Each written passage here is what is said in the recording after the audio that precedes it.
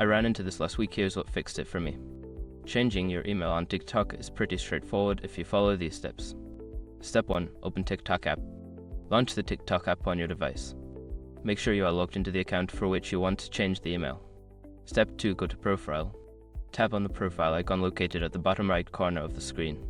This will take you to your profile page where you can manage your account settings. Step 3. Access settings. In your profile, tap on the 3 dots or lines in the top right corner to access the settings menu.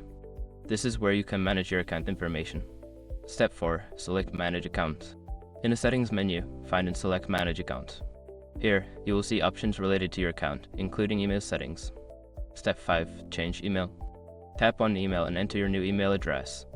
Make sure to verify the new email by checking your inbox for a confirmation link from TikTok.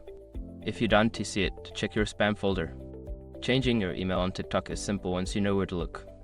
If you follow these steps, you should have no trouble updating your account. Happy TikToking!